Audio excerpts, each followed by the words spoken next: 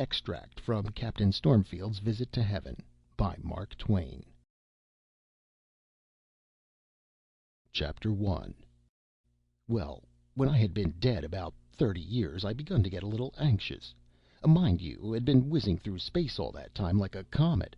Like a comet? Why, Peters, I laid over the lot of them. Of course, there warn't any of them going my way as a steady thing, you know, because they travel in a long circle like the loop of a lasso, whereas I was pointed as straight as a dart for the hereafter. But I happened on one every now and then that was going my way for an hour or so, and then we had a bit of a brush together. But it was generally pretty one-sided, because I sailed by them the same as if they were standing still. An ordinary comet don't make more than about 200,000 miles a minute. Of course, when I came across one of that sort, like Encke's and Halley's comets, for instance, it warn't anything but a flash and a vanish, you see. You couldn't rightly call it a race. It was as if the comet was a gravel train and I was a telegraph dispatch. But after I got outside of our astronomical system, I used to flush a comet occasionally that was something like. We haven't got any such comets. Ours don't begin. One night I was swinging along at a good round gait, everything taut and trim, and the wind in my favor. I judged I was going about 1,000,000 miles a minute. It might have been more. It couldn't have been less. When I flushed a most uncommonly big one about 3 points off my starboard bow. By his stern lights I judged he was bearing about northeast and by north half east. Well, it was so near my course that I wouldn't throw away the chance. So I fell off a point, steadied my helm, and went for him. You should have heard me whiz and seen the electric fur fly. In about a minute and a half I was fringed out with an electrical nimbus that flamed around for miles and miles and lit up all space like broad day. The comet was burning blue in the distance, like a sickly torch when I first sighted him, but he begun to grow bigger and bigger as I crept up on him. I slipped up on him so fast that when I had gone about 150 million miles I was close enough to be swallowed up in the phosphorescent glory of his wake, and I couldn't see anything for the glare. Thinks I, it won't do to run into him, so I shunted to one side and tore along. By and by I closed up abreast of his tail. Do you know what it was like? It was like a gnat closing up on the continent of America. I forged along. By and by I had sailed along his coast for a little upwards of 150 million miles, and then I could see by the shape of him that I hadn't even got up to his waistband yet. Why, Peters, we don't know anything about comets down here. If you want to see comets that are comets, you've got to go outside our solar system, where there's room for them, you understand? My friend, I've seen comets out there that couldn't even lay down inside the orbits of our noblest comets without their tails hanging over. Well, I boomed along another 150 million miles and got up abreast his shoulder, as you might say. I was feeling pretty fine, I tell you, but just then I noticed the officer of the deck come to the side and hoist his glass in my direction. Straight off I heard him sing out, "Below there, ahoy! Shake her up! Shake her up! Heave on 100,000,000,000,000 tons of brimstone!" "Aye, aye, sir." "Pipe the starboard watch! All hands on deck!" "Aye, aye, sir." "Send 200,000 million men aloft to shake out royals and skyscrapers." "Aye, aye, sir." "Hand the stunnels! Hang out every rag you've got! Clothe her from stem to rudder post!" "Aye, aye, sir." In about a second I begun to see I'd woke up a pretty ugly customer, Peters. In less than 10 seconds that comet was just a blazing cloud of red-hot canvas. It was piled up to the heavens, clean out of sight. The old thing seemed to swell out and occupy all space. The sulphur smoke from the furnaces, oh, well, nobody can describe the way it rolled and tumbled up into the skies, and nobody can half describe the way it smelt. Neither can anybody begin to describe the way that monstrous craft begun to crash along. And such another powwow, thousands of bo'sun's whistles screaming at once, and a crew like the populations of 100,000 worlds like ours, all swearing at once. Well, I never heard the like of it before. We roared and thundered along side by side, both doing our level best, because I'd never struck a comet before that could lay over me, and so I was bound to beat this one or break something. I judged I had some reputation in space, and I calculated to keep it. I noticed I wasn't gaining as fast now as I was before, but still I was gaining. There was a power of excitement on board the Comet. Upwards of 100 billion passengers swarmed up from below and rushed to the side and begun to bet on the race. Of course, this careened her and damaged her speed. My, but wasn't the mate mad! He jumped at that crowd with his trumpet in his hand and sung out, "Amidships, amidships, you, or I'll brain the last idiot of you!"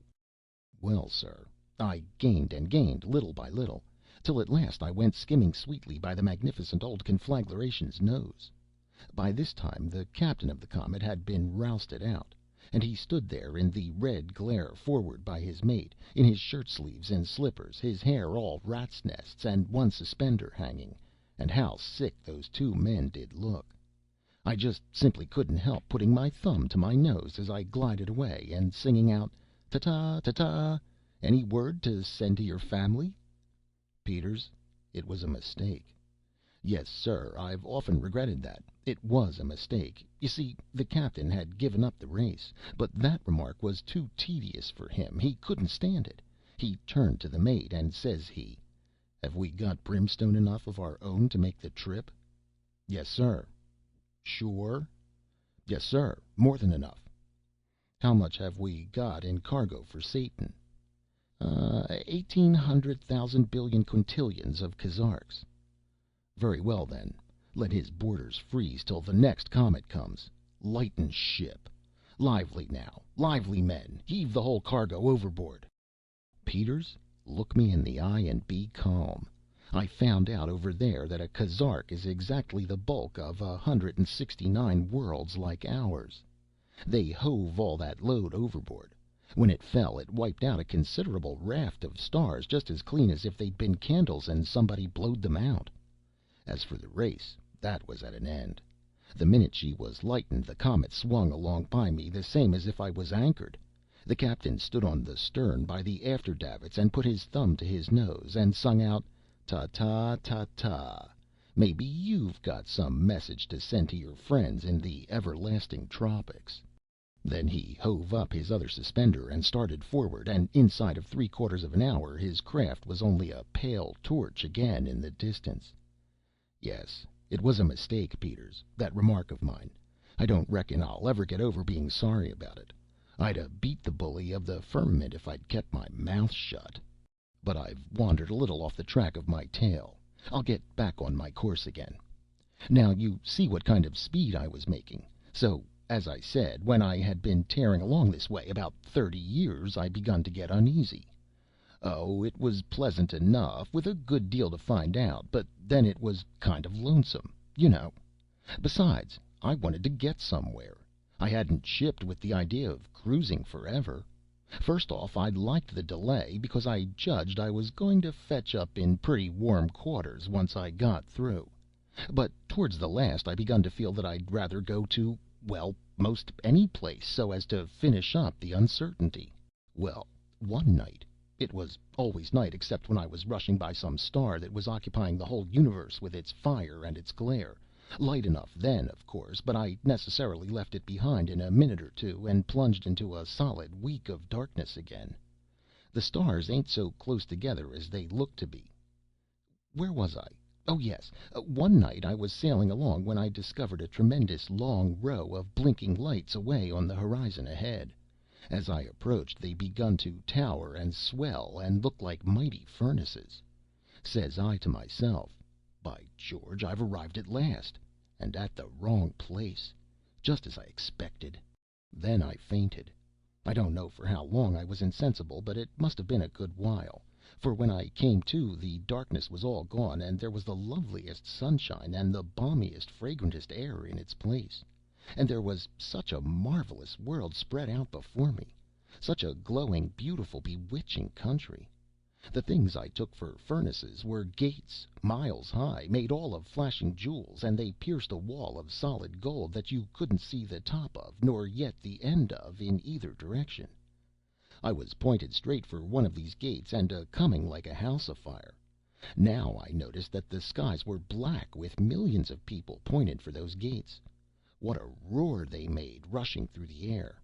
The ground was as thick as ants with people, too. Billions of them, I judge. I lit.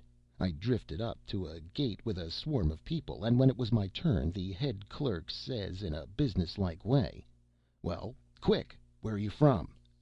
"San Francisco," says I. "San Fran what?" says he. "San Francisco."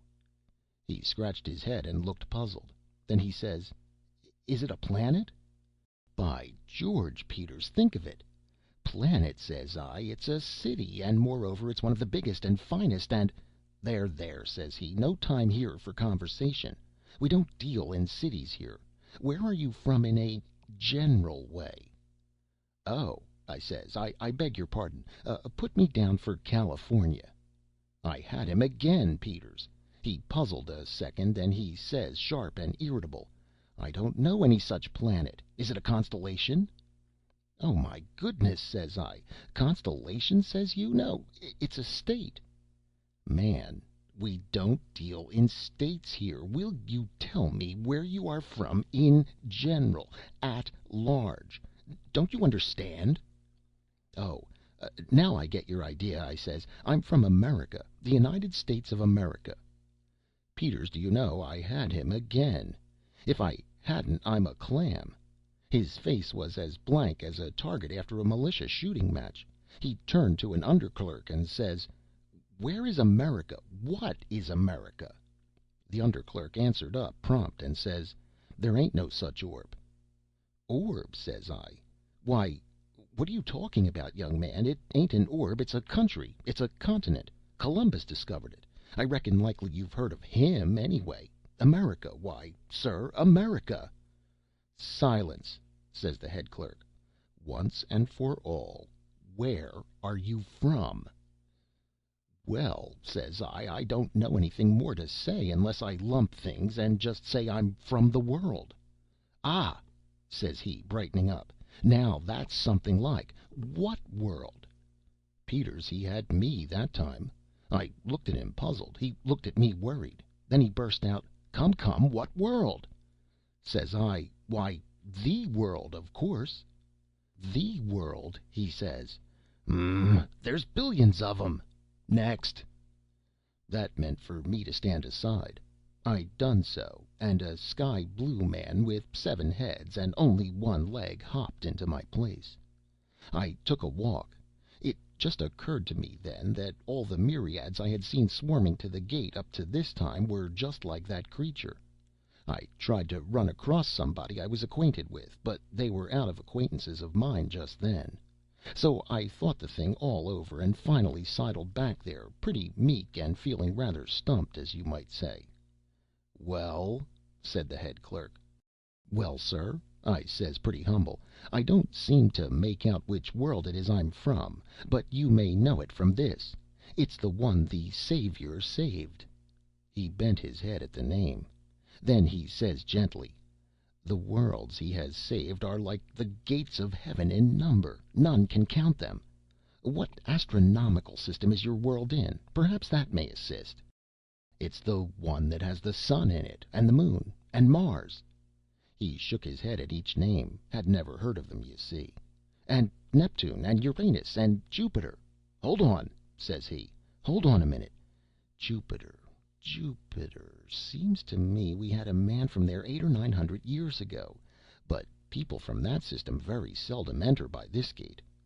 All of a sudden he begun to look me so straight in the eye that I thought he was going to bore through me. Then he says, very deliberate, "Did you come straight here from your system?" "Yes, sir," I says, but I blushed the least little bit in the world when I said it. He looked at me very stern, and says, "That is not true, and this is not the place for prevarication. You wandered from your course. How did it happen?" Says I, blushing again, "I'm sorry, and I take back what I said, and confess. I raced a little with a comet one day, only just the least little bit, only the tiniest lit—" "So, so," says he, and without any sugar in his voice to speak of. I went on, and says, but I only fell off just a bare point, and I went right back on my course again the minute the race was over. No matter. That divergence has made all this trouble. It has brought you to a gate that is billions of leagues from the right one. If you had gone to your own gate, they would have known all about your world at once, and there would have been no delay. But we will try to accommodate you." He turned to an underclerk and says, "What system is Jupiter in?" "I don't remember, sir, but I think there is such a planet in one of the little new systems away out in one of the thinly worlded corners of the universe. I will see." He got a balloon and sailed up and up and up in front of a map that was as big as Rhode Island. He went on up till he was out of sight, and by he came down and got something to eat and went up again. To cut a long story short, he kept on doing this for a day or two, and finally he came down and said he thought he had found that solar system, but it might be fly specks. So he got a microscope and went back. It turned out better than he feared. He had rousted out our system sure enough. He got me to describe our planet and its distance from the sun, and then he says to his chief, "Oh, I know the one he means now, sir. It is on the map. It is called the Wart." Says I to myself, "Young man, it wouldn't be wholesome for you to go down there and call it the Wart." Well, they let me in then and told me I was safe forever and wouldn't have any more trouble. Then they turned from me and went on with their work, the same as if they considered my case all complete and shipshape. I was a good deal surprised at this, but I was diffident about speaking up and reminding them. I did so hate to do it, you know. It seemed a pity to bother them, they had so much on their hands. Twice I thought I would give up and let the thing go, so twice I started to leave, but immediately I thought of what a figure I should cut stepping out amongst the redeemed in such a rig, and that made me hang back and come to anchor again. People got to eyeing me, clerks, you know, wondering why I didn't get under way. I couldn't stand this long, it was too uncomfortable, so at last I plucked up courage and tipped the head clerk a signal. He says, "What? You here yet? What's wanting?" Says I, in a low voice and very confidential, making a trumpet with my hands at his ears, "I beg pardon, and you mustn't mind my reminding you and seeming to meddle, but hain't you forgot something?" He studied a second and says, "Forgot something? No, not that I know of." "Think," says I. He thought. Then he says, "No, I can't seem to have forgotten anything. What is it?" "Look at me," says I. "Look me all over." He done it. "Well?" says he. "Well," says I, "you don't notice anything? If I branched out amongst the elect looking like this, wouldn't I attract considerable attention? Wouldn't I be a little conspicuous?" "Well," he says, "I don't see anything the matter. What do you lack?" "Lack? Why, I lack my harp, and my wreath, and my halo, and my hymn book, and my palm branch. I lack everything that a body naturally requires up here, my friend." Puzzled? Peters, he was the worst puzzled man you ever saw. Finally he says, "Well, you seem to be a curiosity every way a body takes you. I never heard of these things before." I looked at the man a while in solid astonishment. Then I says, "Now, I hope you don't take it as an offense, for I don't mean any, but really, for a man that has been in the kingdom as long as I reckon you have, you do seem to know powerful little about its customs." "Its customs?" says he. "Heaven is a large place, good friend. Large empires have many and diverse customs. Even small dominions have, as you doubtless know by what you have seen of the matter on a small scale in the Wart. How can you imagine I could ever learn the varied customs of the countless kingdoms of heaven? It makes my head ache to think of it. I know the customs that prevail in those portions inhabited by people that are appointed to enter by my own gate, and hark ye, that is quite enough knowledge for one individual to try to pack into his head in the 37 millions of years I have devoted night and day to that study. But the idea of learning the customs of the whole appalling expanse of heaven! Oh, man, how insanely you talk! Now, I don't doubt that this odd costume you talk about is the fashion in that district of heaven you belong to, but you won't be conspicuous in this section without it." I felt all right if that was the case, so I bade him good day and left. All day I walked toward the far end of a prodigious hall of the office, hoping to come out into heaven any moment. But it was a mistake. That hall was built on the general heavenly plan. It naturally couldn't be small. At last I got so tired I couldn't go any farther, so I sat down to rest and begun to tackle the queerest sort of strangers and ask for information. But I didn't get any. They couldn't understand my language, and I couldn't understand theirs. I got dreadfully lonesome. I was so downhearted and homesick I wished 100 times I never had died. I turned back, of course, about noon the next day. I got back at last, and was on hand at the booking office once more. Says I to the head clerk, "I begin to see that a man's got to be in his own heaven to be happy." "Perfectly correct," says he. "Did you imagine the same heaven would suit all sorts of men?" "Well, I had that idea, but I see the foolishness of it. Which way am I to go to get to my district?" He called the under clerk that had examined the map, and he gave me general directions. I thanked him and started, but he says, "Wait a minute. It is millions of leagues from here. Go outside and stand on that red wishing carpet. Shut your eyes, hold your breath, and wish yourself there." "I'm much obliged," says I. "Why didn't you dart me through when I first arrived?" "We have a good deal to think of here. It was your place to think of it and ask for it. Good bye. We probably shan't see you in this region for 1,000 centuries or so." "In that case, au revoir," says I. I hopped onto the carpet and held my breath and shut my eyes and wished I was in the booking office of my own section. The very next instant a voice I knew sung out in a business kind of way, "A harp and a hymn book, pair of wings, and a halo size 13 for Captain Eli Stormfield of San Francisco. Make him out a clean bill of health and let him in." I opened my eyes. Sure enough, it was a Piute Injun I used to know in Tulare County. Mighty good fellow. I remembered being at his funeral, which consisted of him being burnt and the other Injuns galming their faces with his ashes and howling like wildcats. He was powerful glad to see me, and you may make up your mind I was just as glad to see him, and feel that I was in the right kind of heaven at last. Just as far as your eye could reach there was swarms of clerks running and bustling around, tricking out thousands of Yanks and Mexicans and English and Arabs, and all sorts of people in their new outfits.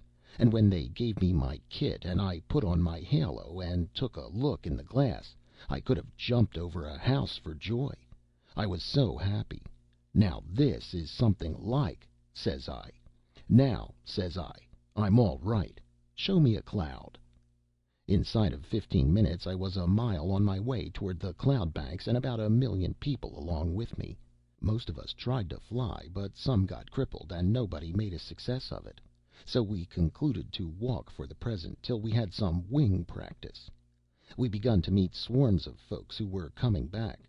Some had harps and nothing else. Some had hymn books and nothing else. Some had nothing at all. All of them looked meek and uncomfortable. One young fellow hadn't anything left but his halo, and he was carrying that in his hand. All of a sudden he offered it to me, and says, "Will you hold it for me a minute?" Then he disappeared in the crowd. I went on. A woman asked me to hold her palm branch, and then she disappeared. A girl got me to hold her harp for her, and by George, she disappeared, and so on, till I was about loaded down to the guards. Then comes a smiling old gentleman and asked me to hold his things. I swabbed off the perspiration and says, pretty tart, "I'll have to get you to excuse me, my friend. I ain't no hat rack." About this time I begun to run across piles of those traps lying in the road. I just quietly dumped my extra cargo along with them. I looked around, and Peters, that whole nation that was following me, were loaded down with the same as I'd been. The return crowd had got them to hold their things a minute, you see. They all dumped their loads too, and we went on. When I found myself perched on a cloud with 1 million other people, I never felt so good in my life. Says I, "Now this is according to the promises. I've been having my doubts, but now I am in heaven sure enough." I gave my palm branch a wave or two for luck, and then taught it up my harp strings and struck in. Well, Peters, you can't imagine anything like the row we made. It was grand to listen to, and made a body thrill all over, but there was a considerable many tunes going on at once, and that was a drawback to the harmony, you understand. And then there was a lot of Injun tribes, and they kept up such another war whooping that they kind of took the tuck out of the music. By and by I quit performing, and judged I'd take a rest. There was quite a nice mild old gentleman sitting next to me, and I noticed he didn't take a hand. I encouraged him, but he said he was naturally bashful, and was afraid to try before so many people. By and by the old gentleman said he never could seem to enjoy music somehow. The fact was, I was beginning to feel the same way, but I didn't say anything. Him and I had a considerable long silence then, but of course it weren't noticeable in that place. After about 16 or 17 hours, during which I played and sung a little now and then, always the same tune, because I didn't know any other, I laid down my harp and begun to fan myself with a palm branch. Then we both got to sighing pretty regular. Finally, says he, "Don't you know any tune but the one you've been pegging at all day?" "Not another blessed one," says I. "Don't you reckon you could learn another one?" says he. "Never," says I. "I've tried to, but I couldn't manage it." "It's a long time to hang to the one, eternity, you know." "Don't break my heart," says I. "I'm getting low spirited enough already." After another long silence, says he, "Are you glad to be here?" Says I, "Old man, I'll be frank with you. This ain't just as near my idea of bliss as I thought it was going to be when I used to go to church." Says he, "What do you say to knocking off and calling it half a day?" "That's me," says I. "I never wanted to get off watch so bad in my life." So we started. Millions were coming to the cloud bank all the time, happy and hosannaing. Millions were leaving it all the time, looking mighty quiet, I tell you. We laid for the newcomers, and pretty soon I'd got them to hold all my things a minute, and then I was a free man again, and most outrageously happy. Just then I ran across old Sam Bartlett, who had been dead a long time, and stopped to have a talk with him. Says I, "Now, tell me, is this going to go on forever? Ain't there anything else for a change?" Says he, "I'll set you right on that point very quick. People take the figurative language of the Bible and the allegories for literal, and the first thing they ask for when they get here is a halo and a harp and so on. Nothing that's harmless and reasonable is refused a body here if he asks it in the right spirit. So they are outfitted with these things without a word. They go and sing and play just about one day, and that's the last you'll ever see them in the choir. They don't need anybody to tell them that that sort of thing wouldn't make a heaven, at least not a heaven that a sane man could stand a week and remain sane. That cloud bank is placed where the noise can't disturb the old inhabitants, and so there ain't any harm in letting everybody get up there and cure himself as soon as he comes. Now, you just remember this. Heaven is as blissful and lovely as it can be, but it's just the busiest place you ever heard of. There ain't any idle people here after the first day. Singing hymns and waving palm branches through all eternity is pretty when you hear about it in the pulpit, but it's as poor a way to put in valuable time as a body could contrive. It would just make a heaven of warbling ignoramuses, don't you see? Eternal rest sounds comforting in the pulpit, too. Well, you try it once, and see how heavy time will hang on your hands. Why, Stormfield, a man like you that has been active and stirring all his life would go mad in 6 months in a heaven where he hadn't anything to do. Heaven is the very last place to come to rest in, and don't you be afraid to bet on that." Says I, "Sam, I'm as glad to hear it as I thought I'd be sorry. I'm glad I come now." Says he, "Cap'n, ain't you pretty physically tired?" Says I, "Sam, it ain't any name for it. I'm dog tired." "Just so, just so. You've earned a good sleep, and you'll get it. You've earned a good appetite, and you'll enjoy your dinner. It's the same here as it is on Earth. You've got to earn a thing square and honest before you enjoy it. You can't enjoy first and earn afterwards. But there's this difference here. You can choose your own occupation, and all the powers of heaven will be put forth to help you make a success of it if you do your level best. The shoemaker on earth that had the soul of a poet in him won't have to make shoes here. Now, that's all reasonable and right, says I. Plenty of work, and the kind you hanker after. No more pain, no more suffering. Oh, hold on. There's plenty of pain here, but it don't kill. There's plenty of suffering here, but it don't last. You see, happiness ain't a thing in itself. It's only a contrast with something that ain't pleasant. That's all it is. There ain't a thing you can mention that is happiness in its own self. It's only so by contrast with the other thing. And so, as soon as the novelty is over and the force of the contrast dulled, it ain't happiness any longer, and you have to get something fresh. Well, there's plenty of pain and suffering in heaven. Consequently, there's plenty of contrasts, and just no end of happiness. Says I, it's the sensiblest heaven I've heard of yet, Sam, though it's about as different from the one I was brought up on as a live princess is different from her own wax figure. Along in the first months I knocked around the kingdom, making friends and looking at the country, and finally settled down in a pretty likely region to have a rest before taking up another start. I went on making acquaintances and gathered up information. I had a good deal of talk with an old bald-headed angel by the name of Sandy McWilliams. He was from somewhere in New Jersey. I went about with him considerable. We used to lay around warm afternoons in the shade of a rock on some meadow ground that was pretty high and out of the marshy slush of his cranberry farm, and there we used to talk about all kinds of things and smoke pipes. One day, says I, "About how old might you be, Sandy?" 72. I judged so. How long you been in heaven? 27 years come Christmas. How old was you when you come up? Why, 72, of course. You can't mean it. Why can't I mean it?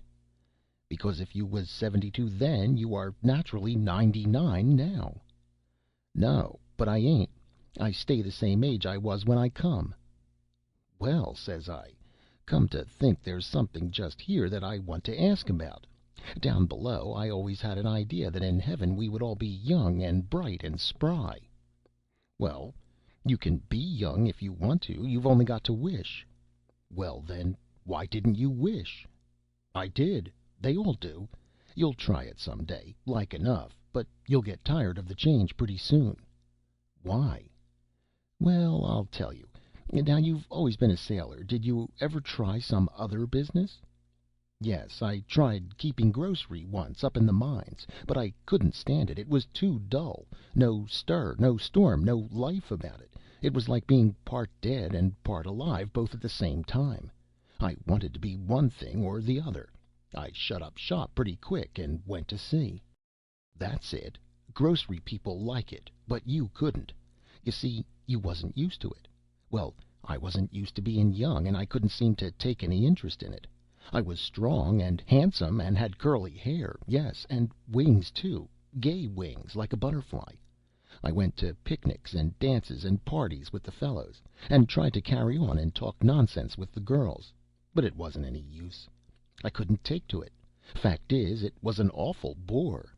What I wanted was early to bed and early to rise, and something to do, and when my work was done I wanted to sit quiet and smoke and think, not tear around with a parcel of giddy young kids. You can't think what I suffered whilst I was young. How long was you young? Only 2 weeks. That was plenty for me. Laws, I was so lonesome. You see, I was full of the knowledge and experience of 72 years. The deepest subject those young folk could strike was only ABC to me. And to hear them argue, oh my! It would have been funny if it hadn't been so pitiful. Well, I was so hungry for the ways and the sober talk I was used to that I tried to ring in with the old people, but they wouldn't have it. They considered me a conceited young upstart and gave me the cold shoulder. 2 weeks was a plenty for me. I was glad to get back my bald head again, and my pipe, and my old drowsy reflections in the shade of a rock or a tree. "Well," says I, "do you mean to say you're going to stand still at 72 forever?" "I don't know, and I ain't particular. But I ain't going to drop back to 25 any more. I know that mighty well. I know a sight more than I did 27 years ago, and I enjoy learning all the time, but I don't seem to get any older. That is, bodily. My mind gets older, and stronger, and better seasoned, and more satisfactory." Says I, "If a man comes here at 90, don't he ever set himself back?" "Of course he does. He sets himself back to 14, tries it a couple of hours and feels like a fool, sets himself forward to 20, it ain't much improvement, tries 30, 50, 80, and finally 90, finds he is more at home and comfortable at the same old figure he is used to than any other way. Or, if his mind begun to fail him on earth at 80, that's where he finally sticks up here. He sticks at the place where his mind was last at its best, for there's where his enjoyment is best, and his ways most set and established." "Does a chap of 25 stay always 25 and look it?" "If he is a fool, yes. But if he is bright, and ambitious, and industrious, the knowledge he gains and the experience he has change his ways and thoughts and likings, and make him find his best pleasure in the company of people above that age. So he allows his body to take on that look of as many added years as he needs to make him comfortable and proper in that sort of society. He lets his body go on taking the look of age according as he progresses, and by he will be bald and wrinkled outside, and wise and deep within." "Babies the same?" "Babies the same. Laws, what asses we used to be on earth about these things! We said we'd always be young in heaven. We didn't say how young. We didn't think of that, perhaps. That is, we didn't all think alike, anyway. When I was a boy of 7, I suppose I thought we'd all be 12 in heaven. When I was 12, I suppose I thought we'd all be 18 or 20 in heaven. When I was 40, I begun to go back. I remember I hoped we'd all be about 30 years of age in heaven. Neither a man nor a boy ever thinks the age he has is exactly the best one. He puts the right age a few years older or a few years younger than he is. Then he makes that ideal age the general age of the heavenly people, and he expects everybody to stick at that age, stand stock still, and expects them to enjoy it. Now, just think of the idea of standing still in heaven. Think of a heaven made up entirely of hoop-rolling, marble-playing cubs of 7 years, or of awkward, diffident, sentimental immaturities of 19, or of vigorous people of 30, healthy-minded, brimming with ambition, but chained hand and foot to that one age and its limitations like so many helpless galley slaves. Think of the dull sameness of a society made up of people all of one age, and one set of looks, habits, tastes, and feelings. Think how superior to it Earth would be, with its variety of types and faces and ages, and the enlivening attrition of the myriad interests that come into pleasant collision in such a variegated society." "Look here," says I, "do you know what you're doing?" "Well, what am I doing?" "You are making heaven pretty comfortable in one way, but you are playing the mischief with it in another." "How do you mean?"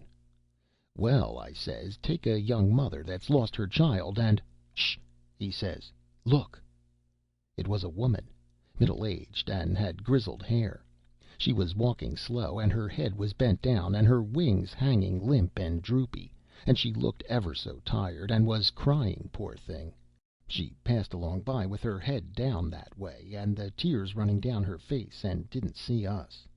Then Sandy said, low and gentle and full of pity, "She's hunting for her child. No, found it, I reckon. Lord, how she's changed! But I recognize her in a minute, though it's 27 years since I saw her. A young mother she was, about 22 or 4, or along there, and blooming and lovely and sweet. Ah, just a flower! And all her heart and all her soul was wrapped up in her child, her little girl, 2 years old, and it died, and she went wild with grief, just wild.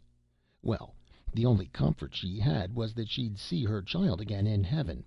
Never more to part, she said, and kept on saying it over and over, never more to part. And the words made her happy, Yes, they did, and made her joyful. And when I was dying, 27 years ago, she told me to find her child the first thing, and say she was coming soon. Soon.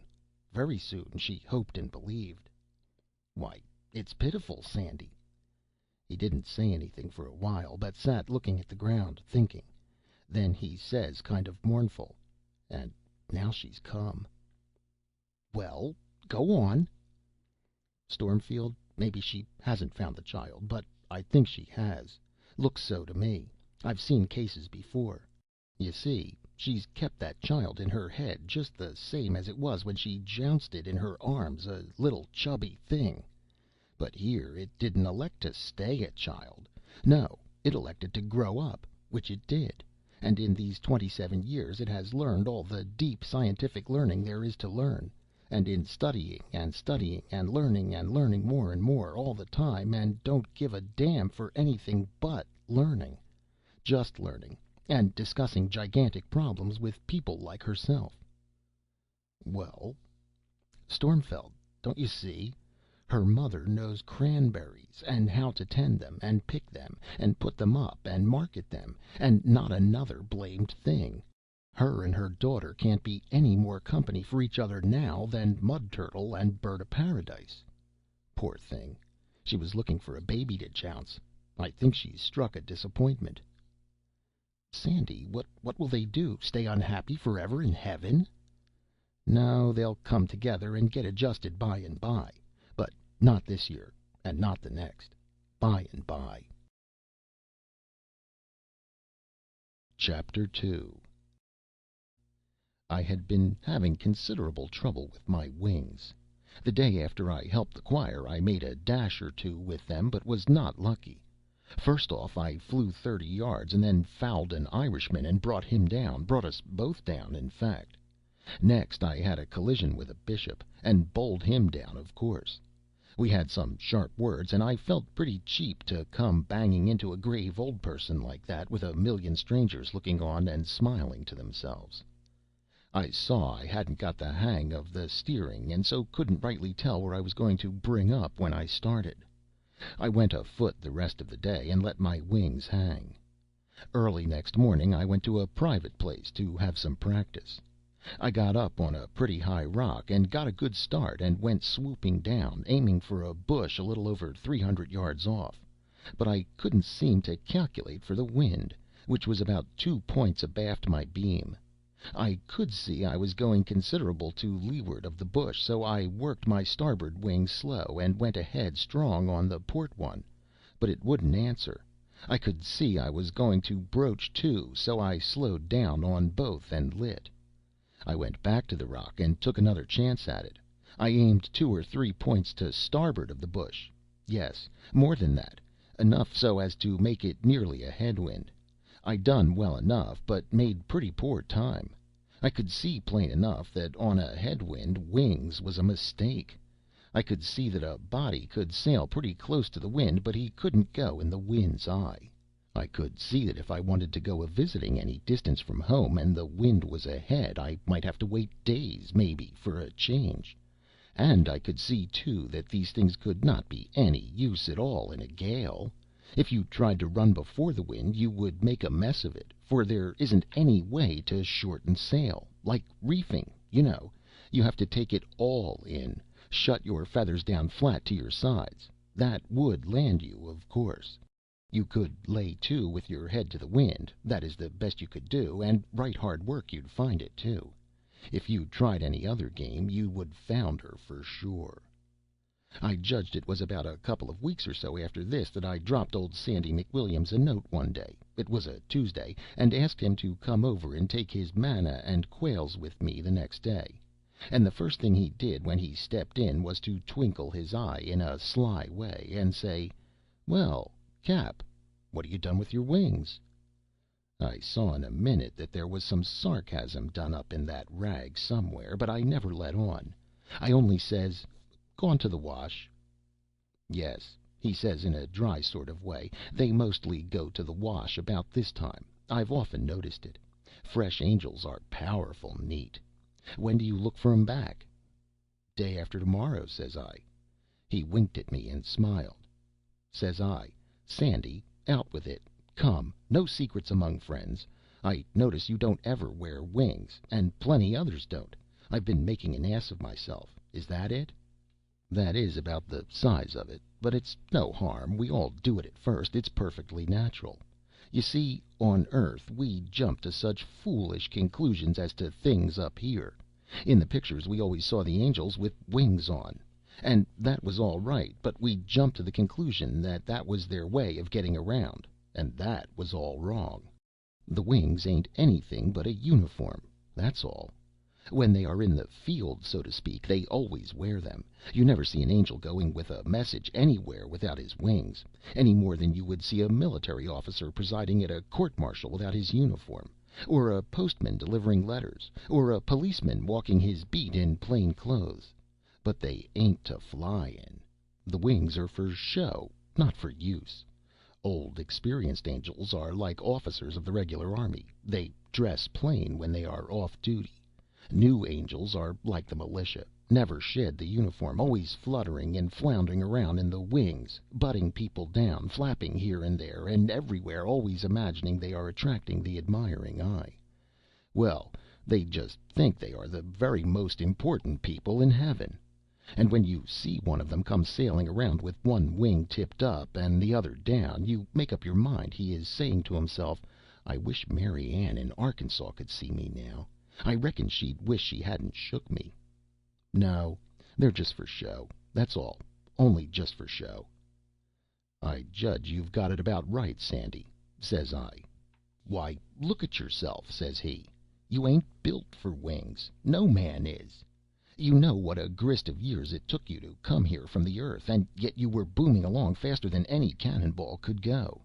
Suppose you had to fly that distance with your wings.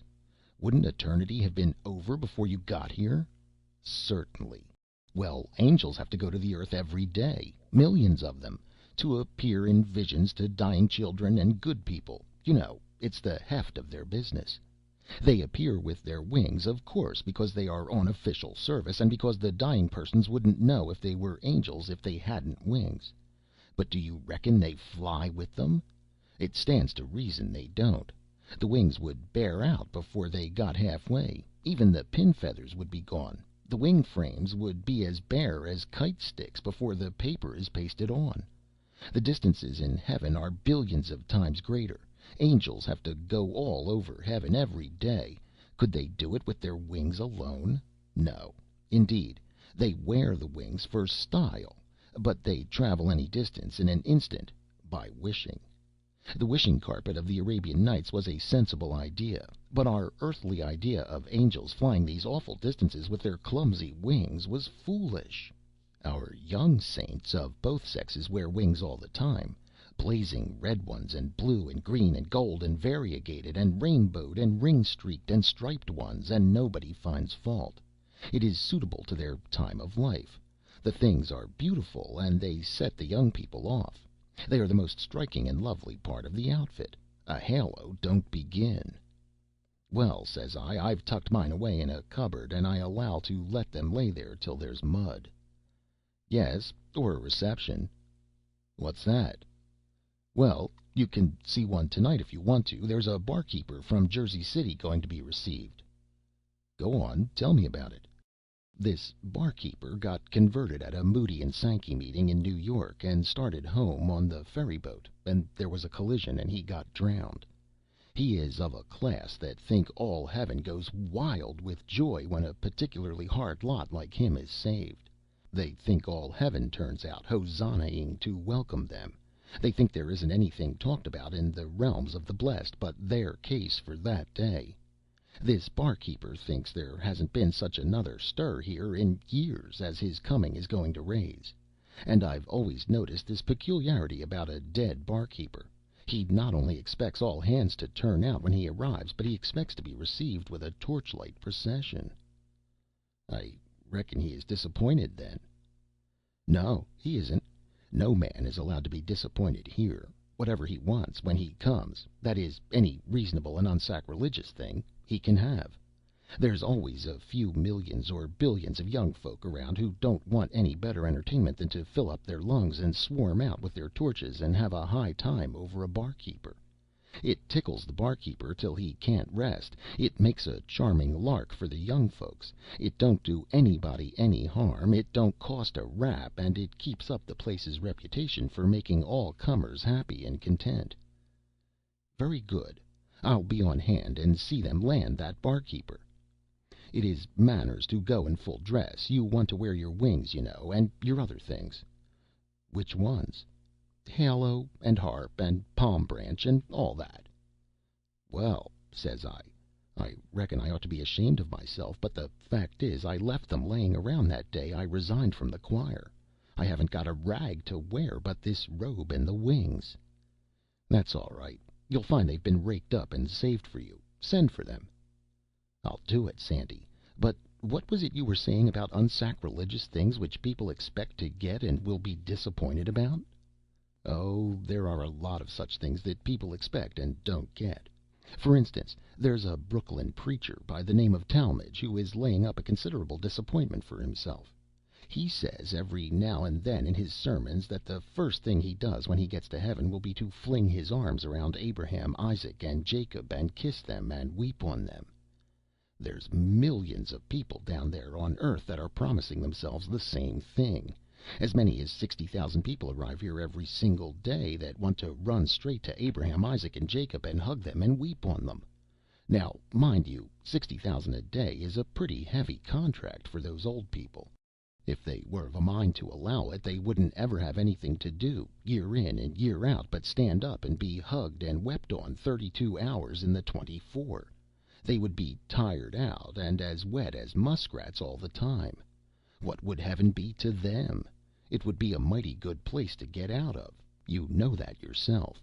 Those are kind and gentle old Jews, but they ain't any fonder of kissing the emotional highlights of Brooklyn than you be.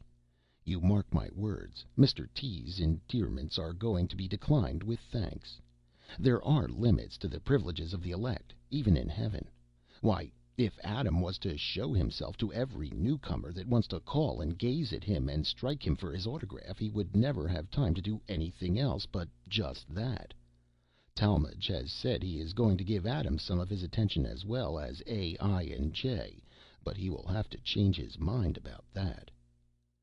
Do you think Talmage will really come here? Why, certainly he will. But don't you be alarmed. He will run with his own kind, and there's plenty of them. That is the main charm of heaven. There's all kinds here, which wouldn't be the case if you let the preachers tell it. Anybody can find the sort he prefers here, and he just lets the others alone, and they let him alone. When the deity builds a heaven, it is built right and on a liberal plan. Sandy sent home for his things, and I sent for mine, and about 9 in the evening we begun to dress. Sandy says, "This is going to be a grand time for you, Stormy. Like as not, some of the patriarchs will turn out." "No, but will they?" "Like as not. Of course, they are pretty exclusive. They hardly ever show themselves to the common public. I believe they never turn out except for an 11th hour convert. They wouldn't do it then, only earthly tradition makes a grand show pretty necessary on that kind of occasion." "Do they all turn out, Sandy?" "Who?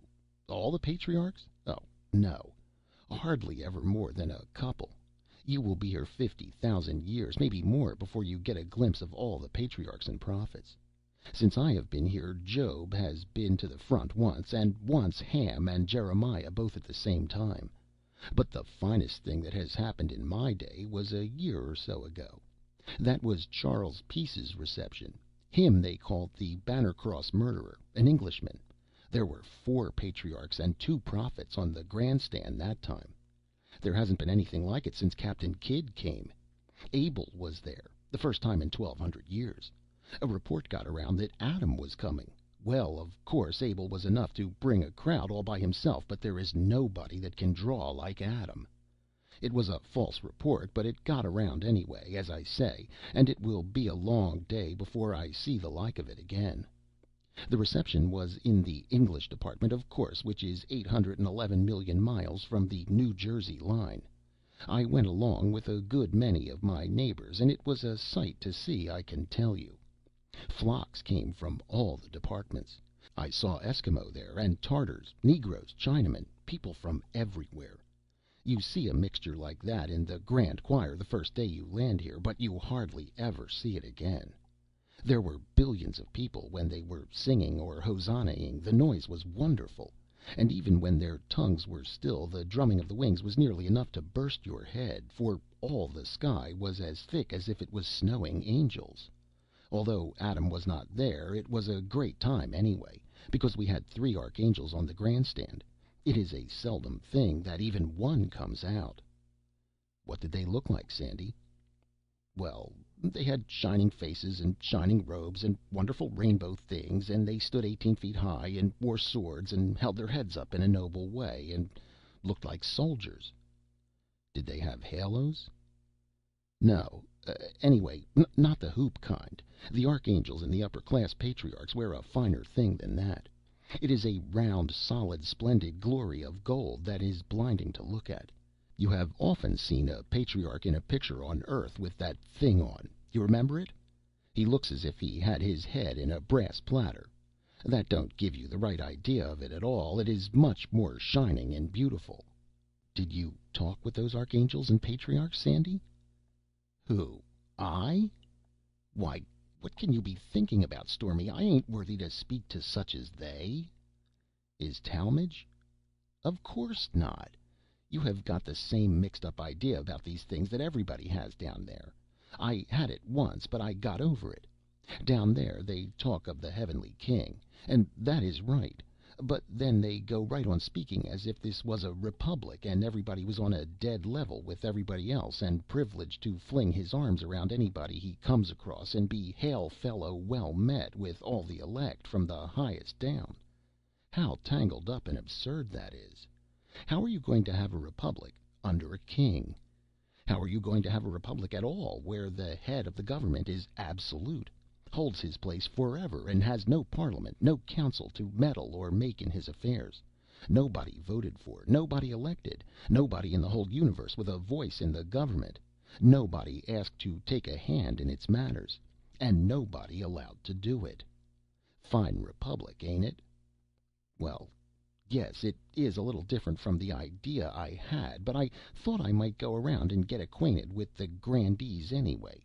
Not exactly splice the main brace with them, you know, but shake hands and pass the time of day. Could Tom, Dick, and Harry call on the cabinet of Russia and do that? On Prince Gortschakoff, for instance? I reckon not, Sandy. Well, this is Russia, only more so. There's not the shadow of a republic about it anywhere.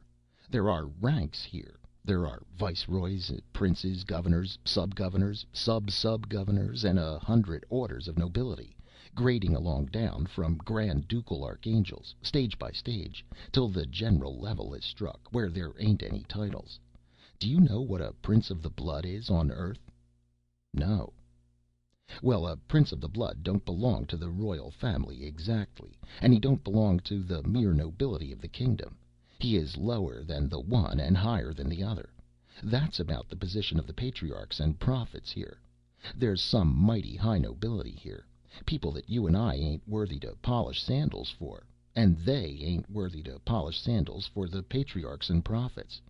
That gives you a kind of idea of their rank, don't it? You begin to see how high up they are, don't you?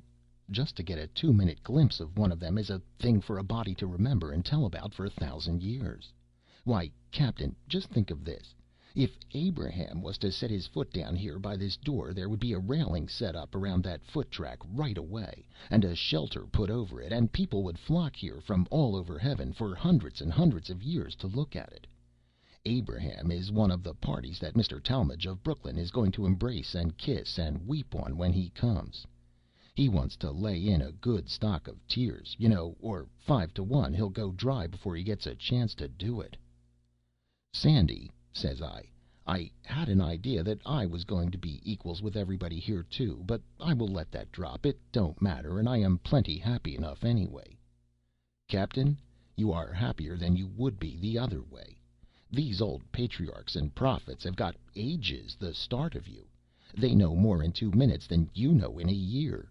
Did you ever try to have a sociable improving time discussing winds and currents and variations of compass with an undertaker? I get your idea, Sandy. He couldn't interest me. He would be an ignoramus in such things. He would bore me, and I would bore him. You have got it. You would bore the patriarchs when you talked, and when they talked they would shoot over your head. By and by you would say, "Good morning, Your Eminence, I will call again." But you wouldn't. Did you ever ask the slush boy to come up in the cabin and take dinner with you? I get your drift again, Sandy. I wouldn't be used to such grand people as the patriarchs and prophets, and I would be sheepish and tongue-tied in their company, and mighty glad to get out of it.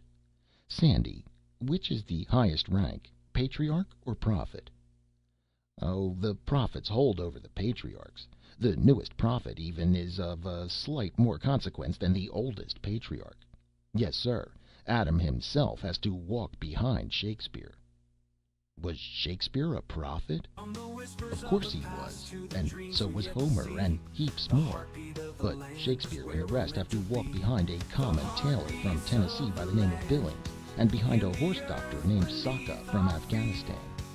Jeremiah and Billings and Buddha walk together, side by side, right behind a crowd from planets not in our astronomy. Next come a dozen or two from Jupiter and other worlds. Next come Daniel and Saka and Confucius. Next a lot from systems outside of ours. Next comes Ezekiel and Mohammed, Zoroaster, and a knife grinder from ancient Egypt. Then there is a long string, and after them, away down toward the bottom, come Shakespeare and Homer, and a shoemaker named Marais from the back settlements of France. Have they really rung in Mohammed and all those other heathens? Yes, they all had their message, and they all get their reward. The man who don't get his reward on earth needn't bother. He will get it here, sure. But why did they throw off on Shakespeare that way and put him away down there below those shoemakers and horse doctors and knife grinders, a lot of people nobody ever heard of? That is the heavenly justice of it. They weren't rewarded according to their deserts on earth, but here they get their rightful rank. That tailor Billings from Tennessee wrote poetry that Homer and Shakespeare couldn't begin to come up to, but nobody would print it. Nobody read it but his neighbors, an ignorant lot, and they laughed at it. Whenever the village had a drunken frolic and a dance, they would drag him in and crown him with cabbage leaves and pretend to bow down to him. And one night, when he was sick and nearly starved to death, they had him out and crowned him, and then they rode him on a rail about the village, and everybody followed along, beating tin pans and yelling. Well, he died before morning. He wasn't ever expecting to go to heaven, much less that there was going to be any fuss made over him, so I reckon he was a good deal surprised when the reception broke on him. Was you there, Sandy? Bless you, no. Why? Didn't you know it was going to come off? Well, I judge I did. It was the talk of these realms, not for a day like this barkeeper business, but for 20 years before the man died. Why the mischief didn't you go then? Now how you talk! The like of me go meddling around at the reception of a prophet? A mudsill like me trying to push in and help receive an awful grandee like Edward J. Billings? Why, I should have been laughed at for 1,000,000,000 miles around. I shouldn't ever heard the last of it. Well, who did go then? Mighty few people that you and I will ever get a chance to see, Captain. Not a solitary commoner ever has the luck to see a reception of a prophet, I can tell you. All the nobility and all the patriarchs and prophets, every last one of them, and all the archangels, and all the princes and governors and viceroys were there, and no small fry, not a single one. And mind you, I'm not talking about only the grandees from our world, but the princes and patriarchs and so on from all the worlds that shine in our sky, and from billions more that belong in systems upon systems away outside of the one our sun is in. There were some prophets and patriarchs there that ours ain't a circumstance to for rank and illustriousness and all that. Some were from Jupiter and other worlds in our own system, but the most celebrated were 3 poets, Sa, Bo, and Suf, from great planets in 3 different and very remote systems. These three names are common and familiar in every nook and corner of heaven, clear from one end of it to the other. Fully as well known as the 80 supreme archangels. In fact, whereas our Moses and Adam and the rest have not been heard of outside of our world's little corner of heaven, except by a few very learned men scattered here and there, and they always spell their names wrong and get the performances of one mixed up with the doings of another, and they almost always locate them simply in our solar system, and think that is enough without going into little details such as naming the particular world they are from. It is like a learned Hindu showing off how much he knows by saying Longfellow lives in the United States, as if he lived all over the United States, and as if the country was so small you couldn't throw a brick there without hitting him. Between you and me, it does gravel me the cool way people from those monster worlds outside our system snub our little world, and even our system. Of course, we think a good deal of Jupiter because our world is only a potato to it for size. But then there are worlds in other systems that Jupiter isn't even a mustard seed to, like the planet Goobra, for instance, which you couldn't squeeze inside the orbit of Halley's Comet without straining the rivets. Tourists from Goobra, I mean parties that lived and died there, natives, come here now and then and inquire about our world, and when they find out it is so little that a streak of lightning can flash clear around it in an eighth of a second, they have to lean up against something to laugh. Then they screw a glass into their eye and go to examining us as if we were a curious kind of foreign bug or something of that sort. One of them asked me how long our day was, and when I told him it was 12 hours long as a general thing, he asked me if people where I was from considered it worth while to get up and wash for such a day as that. That is the way with those Goobra people. They can't seem to let a chance go by to throw it in your face that their day is 322 of our years long.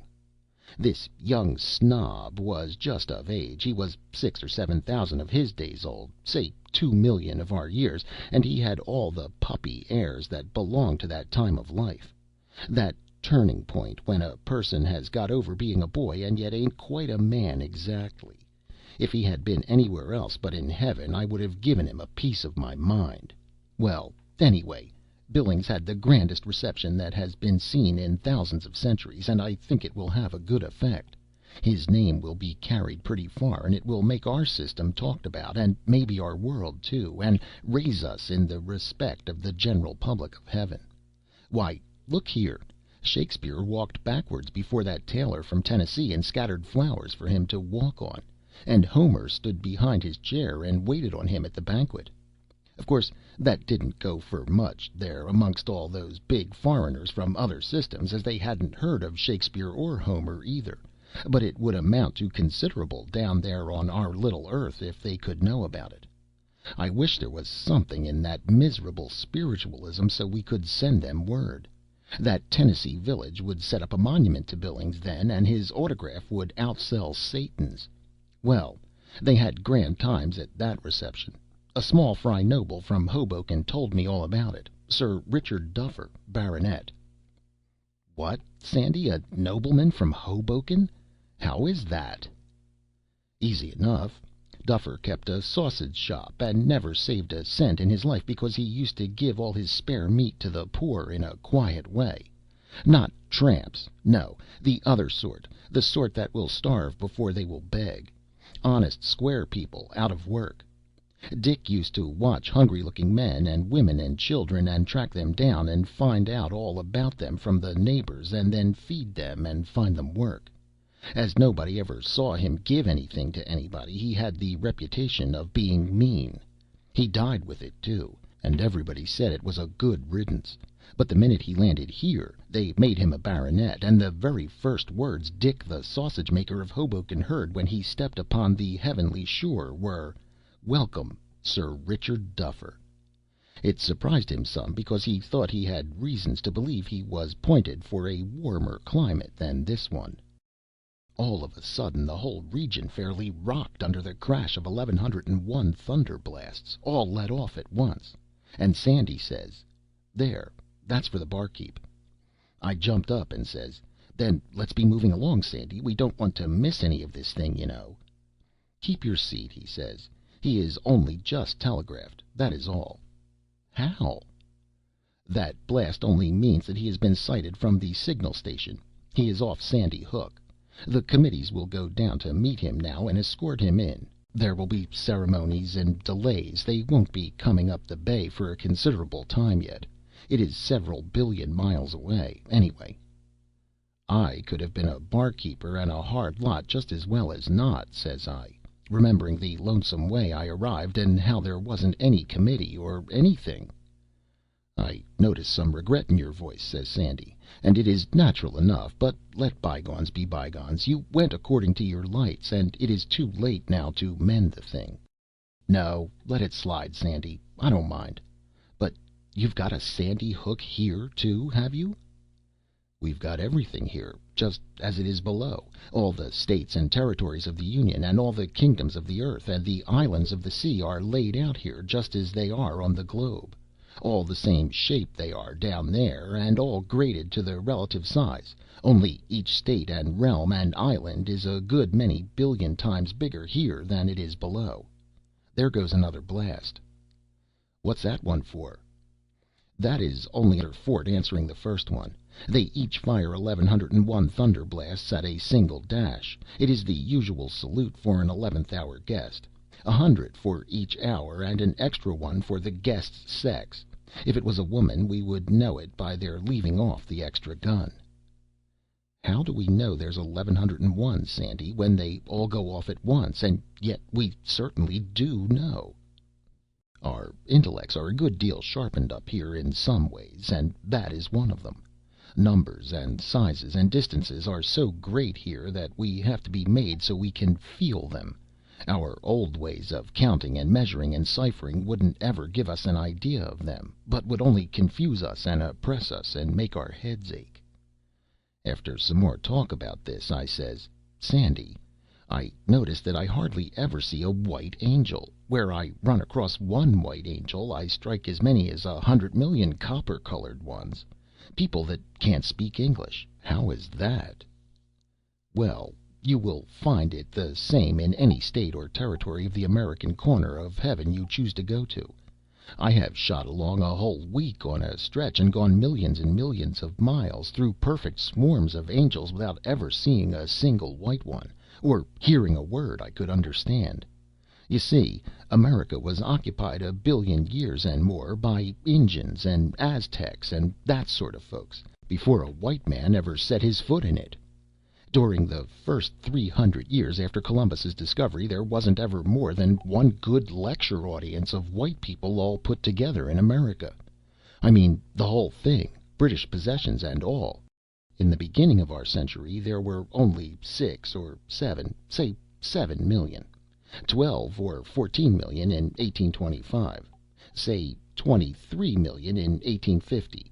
40 million in 1875. Our death rate has always been 20 in 1,000 per annum. Well, 140,000 died the first year of the century, 280,000 the 25th year, 500,000 the 50th year, about 1,000,000 the 75th year.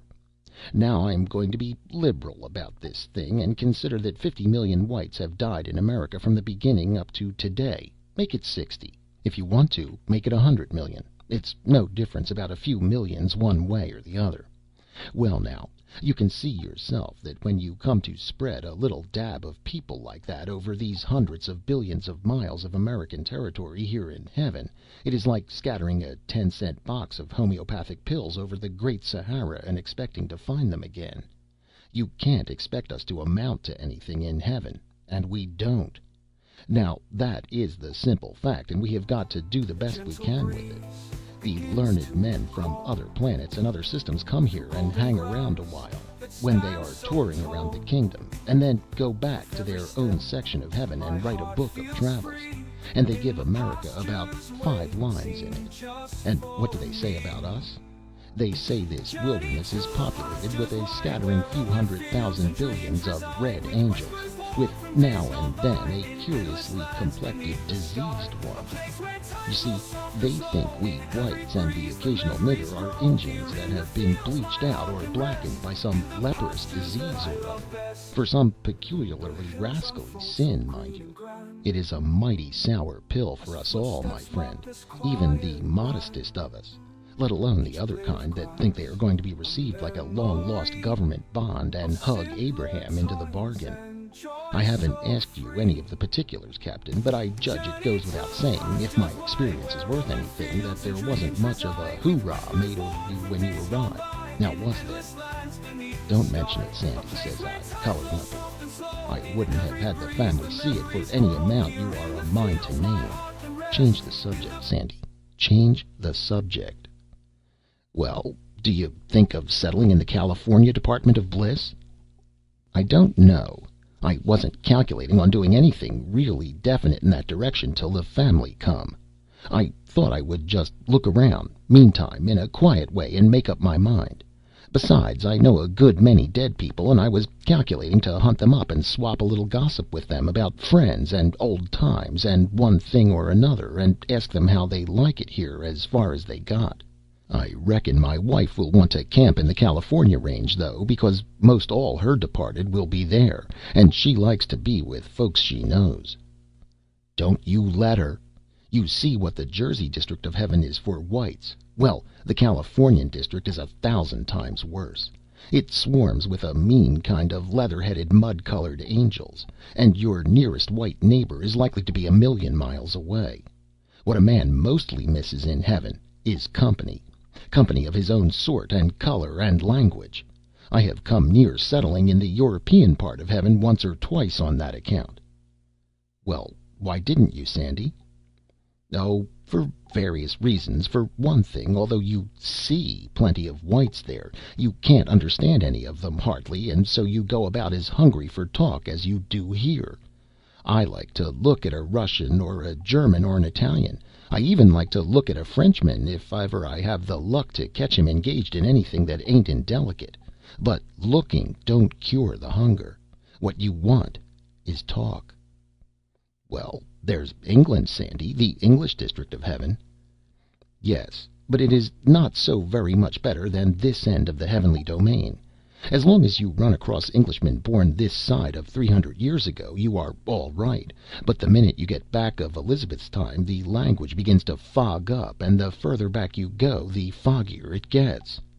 I had some talk with one Langland and a man by the name of Chaucer, old-time poets, but it was no use. I couldn't quite understand them, and they couldn't quite understand me.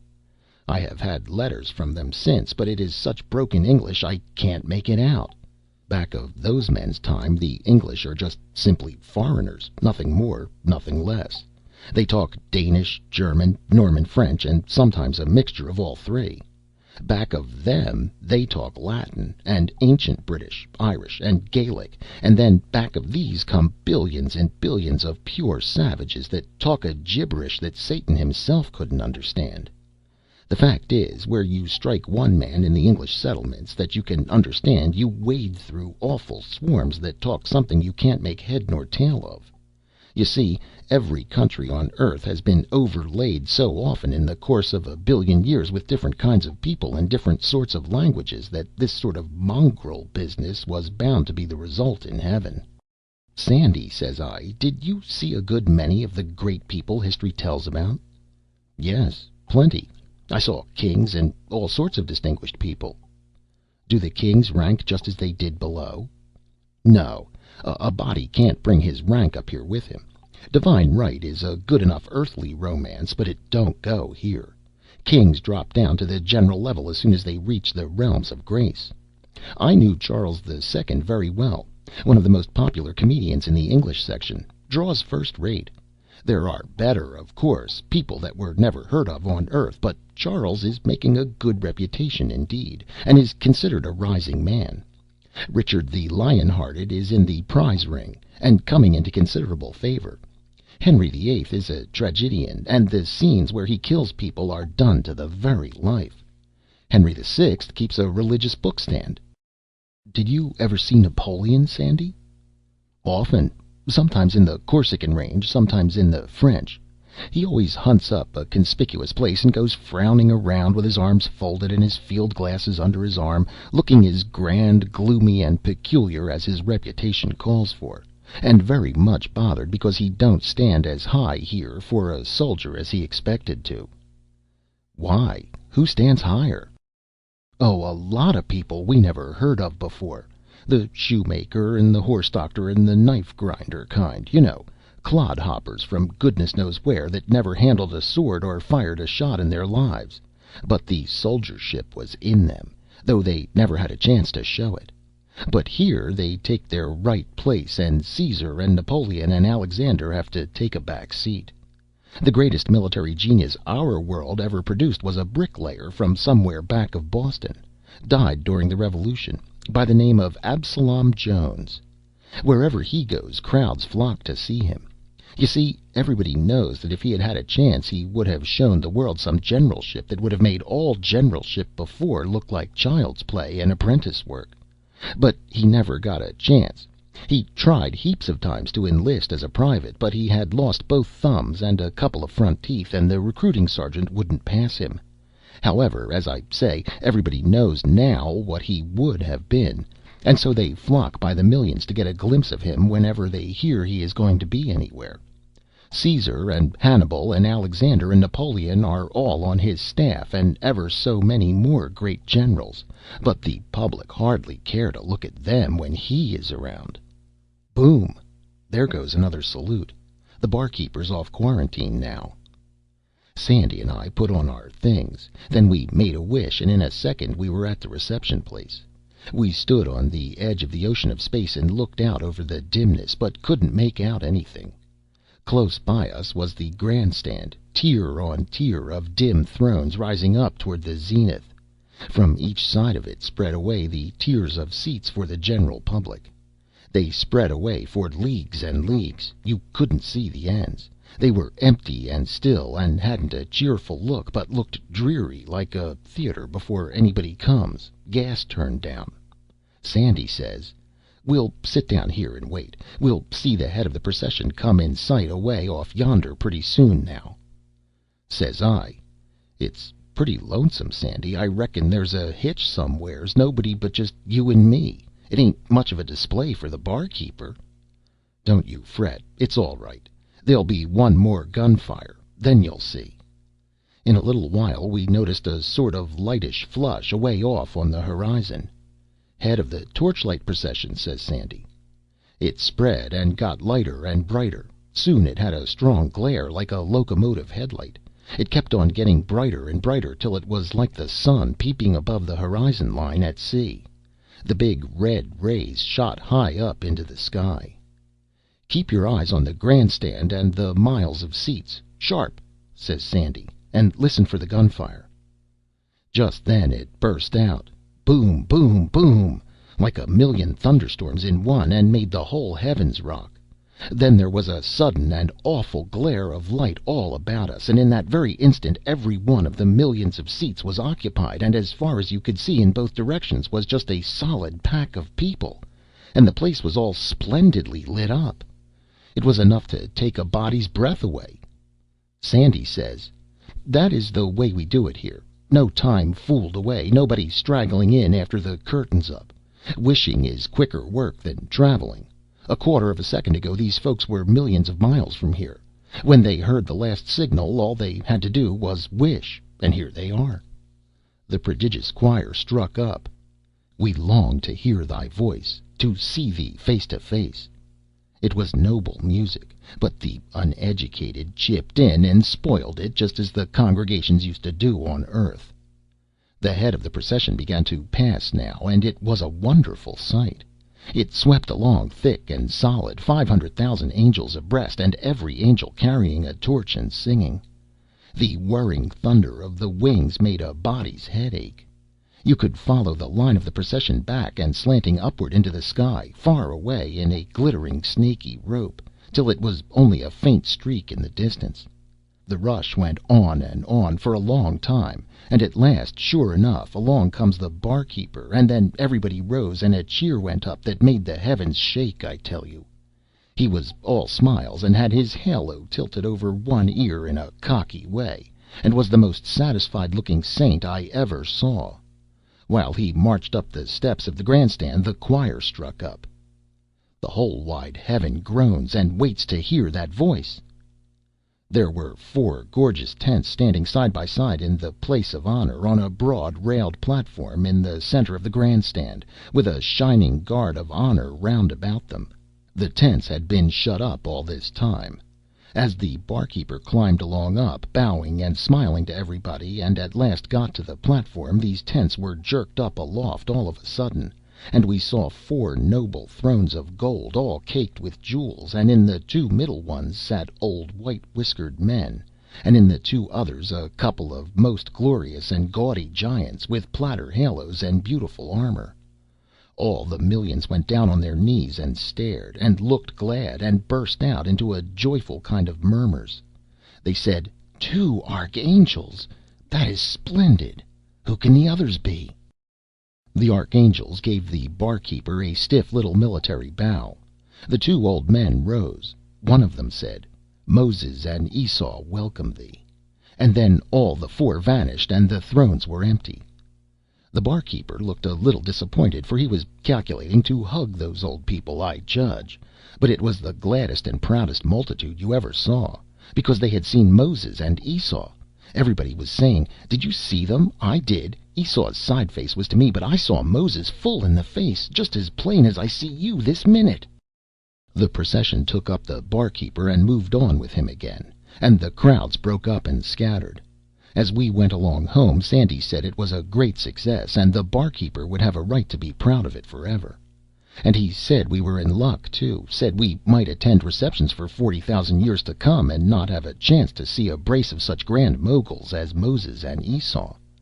We found afterwards that we had come near seeing another patriarch, and likewise a genuine prophet besides, but at the last moment they sent regrets.